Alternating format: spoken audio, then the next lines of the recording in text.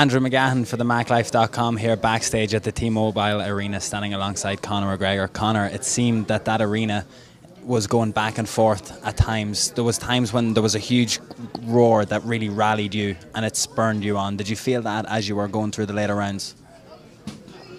The crowd is amazing every time. The fans really love it. Do you know what I mean? I'm happy that I can come and give a fight for the fans, because there's a lot of fights that don't live up to it. Do you know what I mean? I came, gave it my best. He was composed in there, fair play to him. It was a good fight. Officially on the Nevada scorecards, they had two judges had it 8-1, and that's caused a lot of outrage on Twitter to say that you had only won one fight in that, one round in that fight. I thought the first 4 rounds were mine. Certainly the first 3. The fourth was close. You could probably give it to him. Let's say 3-1, and that's being generous. I thought I won the 8th, and then he won the 9th, and we got stopped in the 10th. So what's that? 5-4, 5-4, and then it was stopped in the 10th. That's what I would have thought, if not even going into the round where it was stopped. And I thought it was stopped a little early for me. The stats also had you landing 111 significant shots over the entire fight. Considering people said you won't land a shot, you landed more significant strikes than Manny Pacquiao did against Floyd Mayweather. I don't care about all that. Fair play to him. He was composed and experienced. His speed, his power, his skill was okay. I wasn't. Is this the best boxer ever? You know what I mean? I felt handy the first early rounds. I thought his composure is what won him the fight, and fair play to him. Two very quick things. The first 4 rounds, I think, is going to be something that will stand to your career for the rest of the time, and how you took to the entire occasion, whether it was coming into the boxing ring, the energy at the start, how you were putting him on the back foot. Were you shocked at the clinch? Because that seemed like where you were really going to excel, and you really did cause him trouble there, but it seemed like he was good at putting his weight and his energy on top of you to tire you out. Yeah, he gained head position each time, but it wasn't that. It was like, if you think, he wasn't.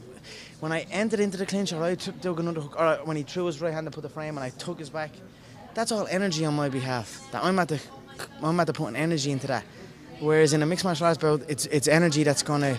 You've advanced position and you're in a better position now, and you can work. Like when I had his back there, if that was an MMA fight, I can stay on his back and continue to keep hitting him.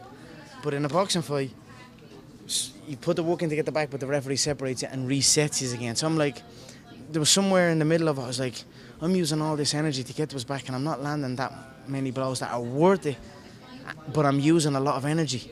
And then that's it. He capitalised on it. He saw my energy dip, kept his hands up, dipped in low, and what can I say? Okay. And then just on this, it seems like the praise that you're getting the most is your analysis. Post-fight, how you're able to take responsibility. Yep, he was the better guy tonight, that's no problem, we move on. You're doing it even now, your mind is worrying, you're thinking of every shot, every combination, every clinch. Is this what's exciting you most about it? Just so much stuff to work with now? I'm a student, I'll always study. I study every single situation. I think in sparring, it was always people backing off. And it was always distance fighting. And then the early rounds, you saw that. He couldn't touch me.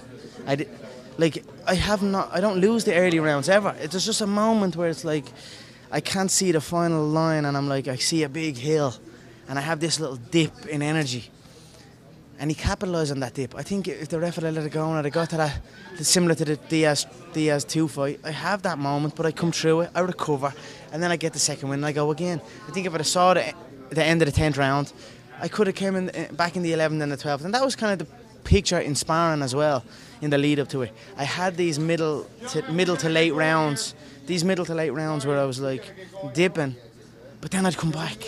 But fair play to him, didn't let me come back, capitalised, and it kept coming forward. He fought a very different fight than he's used to. He fought more like a Mexican. So look, I'm happy, I enjoyed it.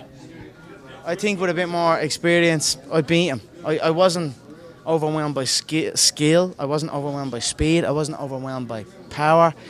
It was his composure. It was his when to throw shots and when not to throw shots, and that was that. Conor, you did your gym, your family, your country proud. Thank you very much.